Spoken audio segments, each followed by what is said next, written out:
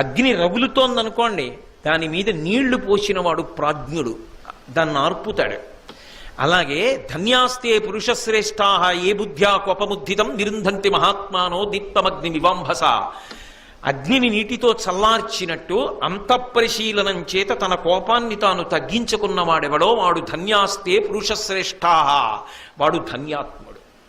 అయితే ఎలా కోపాన్ని పరిశీలించడం? అది వచ్చి పట్టేసుకున్నాక పరిశీలించడం ఎలా అంటే, కోపం వచ్చినటువంటి సందర్భంలో కానీ, కోపానికి వశపడిపోతున్నాను ఊగిపోతున్నాను అనుకున్నప్పుడు కానీ మొట్టమొదట నువ్వు ఒక్కడివే కూర్చో. అసలు ఎవరితో అన్వయం కావద్దు. ముందు ప్రశాంతపడిపో, ఒక్కడివే కూర్చో. కూర్చుని ఒక విషయాన్ని ఆలోచించు. మంచిదే, కోపం తెచ్చుకున్నాను. ఎందుకు కోపం వచ్చింది? అవతల వారు తప్పు చేశారు కనుక. మంచిదే, అవతల వారు తప్పు చేశారు కాదు అంటే ఒప్పుకుంటాడు ఆ సమయంలో? ఖచ్చితంగా సత్యమే, అవతల వాడు తప్పు చేశాడు కాదన్నాం. అయితే తప్పు చేసిన వాడికి శిక్ష వెయ్యడానికి తప్పు చేయని వాడైతేనే అధికారం. నీ జీవితంలో ఎప్పుడూ నువ్వు తప్పు చేయలేదా? నిరుంధంతి మహాత్మానో దీప్తమగ్ని వివాంభస. ఇప్పుడు అగ్ని మీద నీళ్లు పోస్తున్నాడు. నువ్వెప్పుడూ తప్పు చేయకపోతే అవతల వారికి శిక్ష వెయ్యి. ఇంగ్లీష్లో ఒక ప్రొవెర్బ్ ఉంది, polluted hands cannot touch the pure fountain of justice అని. నా చేతులే మలినంగా ఉంటే నేను పరిశుద్ధమైన న్యాయపాత్రను ఎలా ముట్టుకుంటాను? ముట్టుకోలేను, మలినమవుతుంది ఆ నీరు కూడా. అలాగే నేను ఏ తప్పు చేయని వాడనైతే వాడు తప్పు చేశాడని చెప్పాలి. నేను చేయలేదా?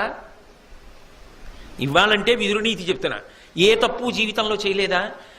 పరమేశ్వరుడు యొక్క అనుగ్రహం చేత భయంకరమైన దోషాలు ఎప్పుడూ చెయ్యలేదు. కానీ సూర్యోదయం అయిపోయినా కూడా లేవకుండా నిద్రపోయిన రోజు లేదా? సూర్యాస్తమయం అవుతున్నా కూడా నిద్రపోకూడదని తెలిసి నిద్రపోయిన రోజులు లేవా? ఉన్నాయి. కొన్ని తప్పులు చేసిన ఉన్నాయి. కానీ భయంకరమైన దోషాలు మాత్రం పరమేశ్వరుడు అనుగ్రహం వల్ల నేను ఎన్నడూ చెయ్యకుండా నన్ను గట్టెక్కించాడు. ఇంతకాలం నా జీవితాన్ని గట్టెక్కించిన వాడు శేష జీవితాన్ని గట్టెక్కించడా? కాబట్టి నిరుంధంతి మహాత్మానో దీప్తమగ్ని వివాంభస. నువ్వు పరిశీలనం చేసుకో. కోపము వచ్చినప్పుడు అవతలవాడు తప్పు అంటున్నావు కదా, నువ్వు ఏ తప్పు చేయలేదా? మొదటి ప్రతిపాదన. అగ్ని కొంచెం తగ్గింది, చెంబుడు నీళ్లు పోసావు, ఇప్పుడు తగ్గింది కదా, కాస్త దగ్గరికి వెళ్ళచ్చు, భయం లేదు. ఇప్పుడు ఇంకో చెంబుతో నీళ్లు తీ. ఏమిటా రెండో చెంబుతో నీళ్లు? ఒకడు తప్పు చేశాడు, శిక్ష వేసి మార్చగలవా? 4 ఈడ్చి చెంప మీద కొట్టావు, మారతాడని నమ్మకం ఉందా? నన్ను కొడతాడా అని వాడి మరింత క్రౌర్యాన్ని పొందొచ్చు, చెప్పలేవు. కానీ ప్రేమ మాత్రం శాశ్వతమైనటువంటి పరిష్కారాన్ని తీసుకొచ్చి తీరుతుంది. ప్రేమ అంటే నేను సినిమాల ప్రేమ చెప్పట్లేదు. శాంతియుతమైన వాక్కు. నిజంగా అవతల వాళ్ళ అభ్యున్నతి గురించి, అయ్యో తప్పు చేశాడా, ఈయన ఈ తప్పు ఇక మళ్ళీ చెయ్యకుండా ఈయనని భగవంతుడు అనుగ్రహించుగాక, ఈయనకి సంస్కార బలమును పరదేవత ఇచ్చుగాక అని నేను త్రికరణ శుద్ధిగా భగవంతుణ్ణి ప్రార్థన చేశాననుకోండి, అది ప్రేమ. తప్పు చేసిన వాడి పట్ల కూడా ప్రేమతో ఉండి, నిజంగా అంత తప్పు చేసిన వాడు నీ దగ్గరికి వచ్చి నిలబడ్డాడు అనుకో, ఏ కారణానికైనా, నువ్వు అంత ప్రేమగా దేనికండి ఇలాంటి పనులు అని ప్రేమగా మాట్లాడితే వచ్చేటటువంటి పరిష్కారం ఏదున్నదో అది జీవితాల్ని ఒబ్బిడి చేస్తుందేమో. కానీ కోపము చేత చేసినటువంటి ప్రతీకారము శాశ్వత పరిష్కారము కాదు. అవతలవాడు బుద్ధి తెచ్చుకుని మారితే ఏమో నేను చెప్పలేను, కానీ అన్ని వేళలా పరిష్కారం అవుతుందని చెప్పడం కుదరదు. అహంకారము దాన్ని మరింత పతనమవడానికి కారణం చెయ్యొచ్చు. ప్రేమ చేసినది కోపము చెయ్యదు. ఎందుకు ఈ కోపం నాకు? కాబట్టి నేను కోపం వదిలి ప్రేమను ఆశ్రయిస్తాను అన్నారనుకోండి, ఉత్తర క్షణంలో ఆ కోపం తగ్గుతుంది. అందుకే ప్రేమ భావన పొందాలి వెంటనే.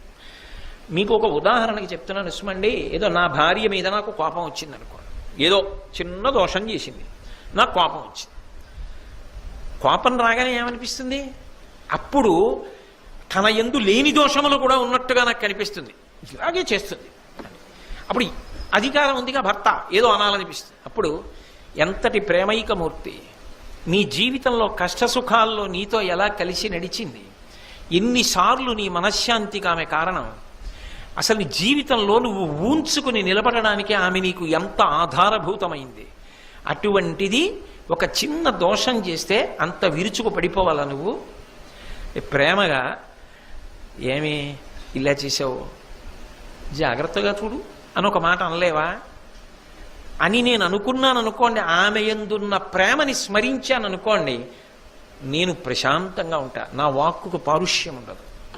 అందుకే ఇది పరిశీలనం చేసుకుని విడిచిపెట్టే ప్రయత్నం నువ్వేమైనా చేస్తున్నావా, లేకపోతే నాకండి చాలా కోపం వస్తుందండి అందుకే హడిలిపోతారు నన్ను చూస్తే, అదో పెద్ద గొప్ప విశేషమా, నేను ఇలా వస్తున్నాననేటప్పటికే పిల్లలకి హడల్, మా ఆవిడికి హడల్, నేనున్నంతసేపు ఇంటెన్సివ్ కేర్ యూనిట్లో ఉంటుంది మా ఇల్లు. ఏమిటి దానివల్ల గొప్ప, ఏమిటది గొప్ప, నిన్ను నువ్వు ఎప్పుడు పరిశీలించుకుంటావు మరి అంటే నా బోటిగాడి గురించి నేను చెప్తున్నది, మీ గురించి కాదు.